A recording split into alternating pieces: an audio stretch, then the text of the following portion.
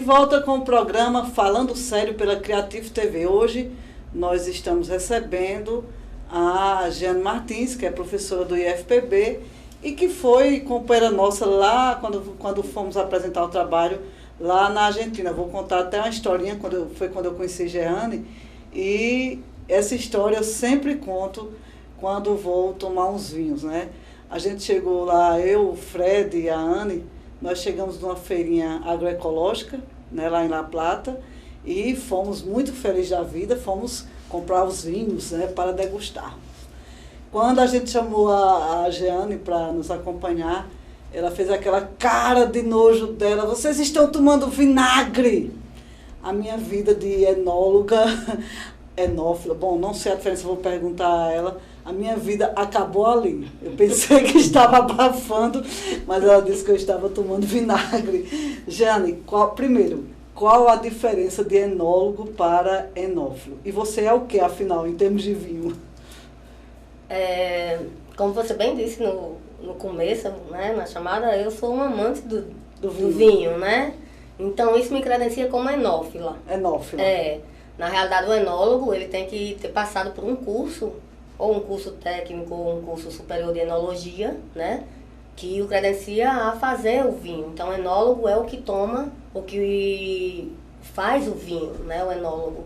Aí ele tem os conhecimentos da terra, da uva, da parte do processamento, né? Do envelhecimento do vinho,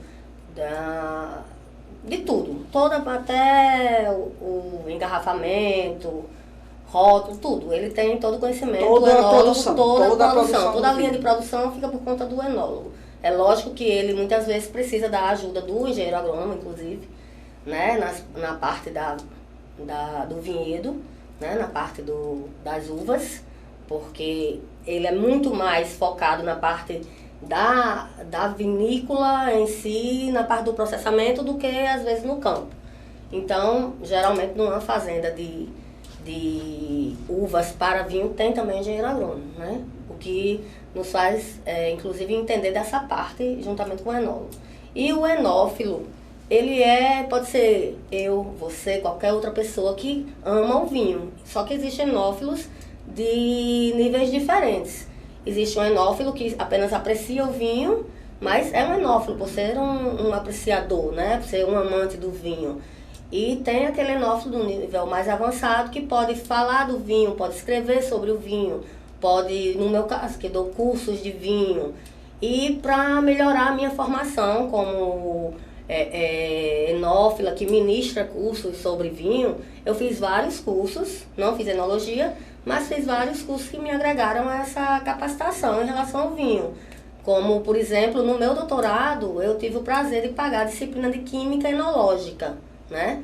Que é entender do que acontece com o líquido. Por isso, a afirmação, vocês estão tomando vinagre, porque é um sabor que a gente sente avinagrado no vinho quando ele passou do ponto, né? Quando ele oxigenou bastante, de uma forma, um armazenamento incorreto, ou que ele não era um vinho para guarda, para envelhecimento, e ele envelheceu e de alguma forma ele passou do ponto e a gente disse que virou vinagre, um termo que a gente usa. Então, quando vocês estavam tomando aquele vinho, eu senti um sabor de vinagre e falei que vocês estão tomando vinagre, né? De uma forma bem humorada. Claro, na realidade, era um vinho que não estava com uma qualidade muito boa, mas não chegava a ser vinagre também.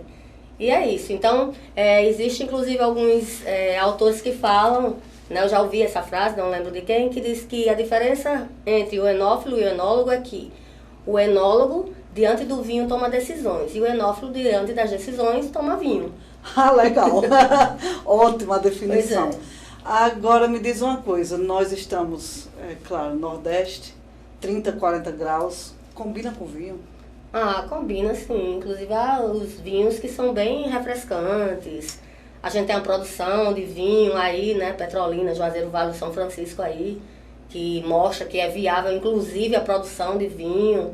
E assim, eu acho super prazeroso tomar um frisante, um champanhe, um vinho branco, geladinho na praia. Eu acho muito legal.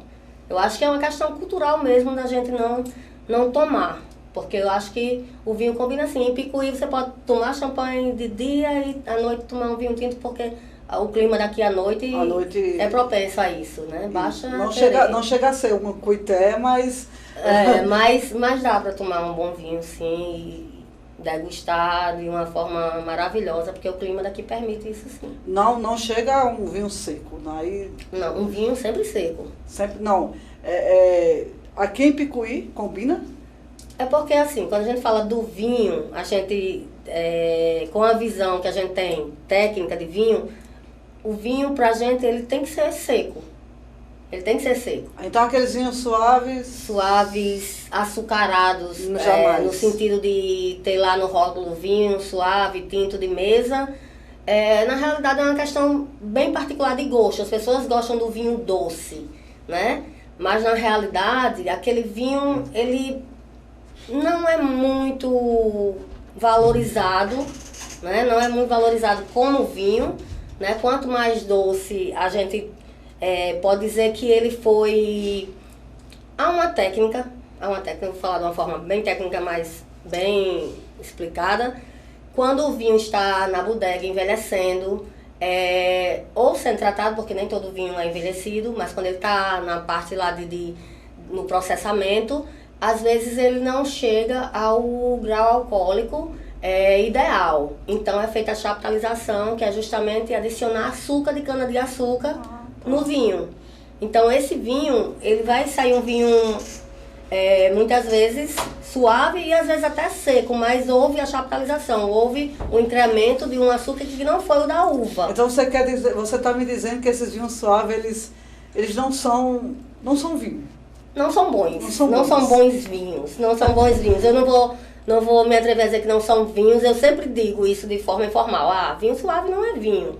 Mas, na realidade, você pode considerar que seja vinho porque é feito da uva, mas não são bons vinhos. Inclusive, as pessoas costumam ter uma ressaca muito forte depois de tomar um vinho suave, né? Muito forte e que muitas vezes vem de um processo alérgico que se tem a conservantes que são colocados no vinho, e quanto mais doce, mais conservantes eles usam. Então não existe um vinho puro sendo ele suave? Ou tem como se produzir um vinho suave? É difícil, né? Que uma uva atinja um grau de açúcar para cada grau Luzak, para cada grau de álcool, para cada grau alcoólico, você tem que ter 18 gramas de açúcar. Então, o vinho geralmente sai com 13% de álcool. Então, isso é bastante açúcar numa uva, né? E esse processamento ele é feito incrementado no campo. Então, quando ela é colhida, ela vai para o processamento, se pensando em que ela dê mais ou menos esse grau. E muitas vezes, quando ela não dá, é colocado, adicionado o açúcar de cana-de-açúcar. Então, é indesejável, na realidade. Olha, uma verdadeira aula. Essa realmente me pegou. Por isso que eu estava tomando vinagre lá. E você brigou com a gente. Mas, enfim, você fala da viabilidade de se tomar vinho no sertão, de se tomar vinho no Seridó. E eu concordo contigo. Até porque a gente toma cachaça, né? E a cachaça é tão quente ou mais quanto, né? E isso é só uma questão cultural mesmo. Sem contar dos benefícios que uma taça, né, de vinho pode trazer para o organismo. Viu, Janderê? É uma taça, não é uma garrafa. É difícil aguentar tomar uma taça apenas. Mas assim, Fabiana, como é que eu poderia dizer? É uma questão cultural e também o vinho se tornou algo bastante elitizado. Então, eu sou muito a favor da popularização do vinho. Porque na Europa, né, lá na Espanha, onde eu morei, onde eu comecei a gostar de vinho, porque antes eu tomava de vinagre para baixo. Então, assim, realmente eu vim ter contato com um bom vinho quando eu estava lá, porque realmente é cultural. Para você ter uma ideia, o brasileiro toma ao ano, por pessoa, 2,5 litros de vinho, enquanto na Espanha você toma 42, 48. Então, é realmente uma questão cultural. E era engraçado quando eu estava nos cursos que eu fiz lá, e aquelas pessoas começavam a degustar e dizer, sinto o aroma de cerejas, sinto aroma de pêssego, sinto aroma de morango, de amora. E aí eu, né, criada no Rio Grande do Norte, nunca tinha tido contato com pêssegos frescos, amoras e tal. E eu digo, não, eu tô aqui para aprender e eu vou dizer o que é que eu sinto aroma. Eu dizia, eu sinto de goiaba, eu sinto de siriguela, eu sinto aroma de jaca. Então, logicamente que depois, estudando, inclusive na disciplina química enológica, eu pude entender que as frutas, elas têm seus ácidos que são semelhantes. As frutas amarelas provavelmente vão ter os mesmos ácidos na sua composição. As frutas vermelhas, então a minha amora tinha o mesmo cheiro, a amora deles tinha o cheiro da minha goiaba, o pêssego deles tinha o cheiro do meu abacaxi ou da minha siriguela. Então comecei a entender o que seria isso. Inclusive nas harmonizações, depois eu fiz alguns cursos aqui no Brasil também, com pessoas formadas em vinho, em enologia aqui no Brasil. E aí eu fazia umas perguntas que tipo assim, no curso de harmonização, vinho com peixe, com cordeiro, com salmão, e por aí vai, né? O que é que acontece? Eu dizia assim, e com a buchada? Qual vinho bom com a buchada, né? Qual um vinho bom com a panelada, com a rabada, né? Tem vinho bom para isso? Claro que tem, porque essa harmonização, seja com que alimento for, ela é feita combinando ou por semelhança ou por diferenças. Então, quando você está comendo um alimento mais pesado, requer um vinho mais ácido, que ajuda inclusive a digerir a gordura desse alimento gorduroso, desse alimento pesado. Então, é lógico que você pode tomar um vinho com a buchada, e por que não? Você pode tomar um vinho com o que você quiser, né? Como você quiser. O vinho bom é o vinho que você gosta, na realidade. Então, esse elitismo que há e esse mistério todo por trás do vinho, isso realmente é um mito, deve ser quebrado, deve ser... As pessoas devem ter acesso ao vinho, a começar pela informação, e ao vinho bom para se tomar, bom para a saúde, que é o vinho tinto, que é o vinho seco, que é o vinho bom para a saúde. Enfim, várias informações que a gente não tem. Acredito que a única coisa também, a maior barreira para nós é o preço, né, ainda.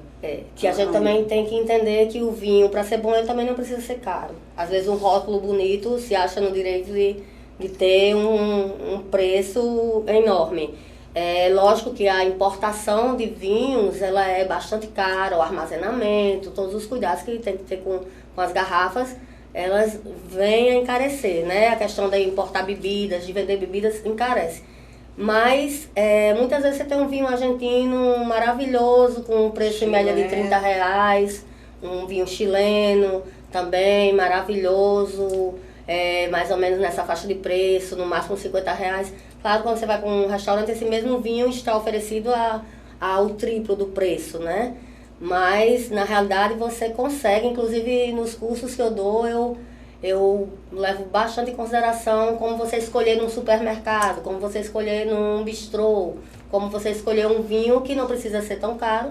Isso é bom. Então eu vou lançar aqui um desafio, até porque o tempo ali já estourou, eu sabia que ia estourar com o Jeane, e não tinha como a gente só ter 45 minutos de conversa. Então eu vou lançar aqui um desafio. A nossa próxima conversa vai ser num desses cursos, viu? Aqui em Picuí. Lançado o desafio? Lançado e aceito. Então pronto, ó. Creative TV, quando conversar novamente com Jeane, vai ser num desses cursos, e dessa vez Fabiana vai degustar um vinho e não vinagre, e entender um pouco mais do que é vinho. Mas antes da finalização do programa, eu queria que você falasse rapidamente de um projeto que está chegando aí, né, do México. Você estava contando aqui pra gente. A gente está recebendo, o IFPB está recebendo aqui em Picuí uma aluna, uma mestranda, né, do México, que vai estar colaborando nos nossos projetos, e vai passar 2 meses aqui, e vai haver uma troca muito boa de experiências, tanto dela para a gente, né, como é que é lá a agricultura, a agroecologia, e também temos muito a oferecê-la, mostrando nossos alunos, nossos trabalhos, e aí prometo que ela vai vir conversar com você também. Ah, que legal. Então, pessoal, vocês assistiram o Jeane Martins, que falou pra gente aqui de um monte de coisa, que vai voltar, ou a gente vai onde ela estiver, dando esse curso e abrindo os paladares dos picuienses para um bom vinho. Muito obrigada, Jeane. Até a próxima, viu? Obrigada a você.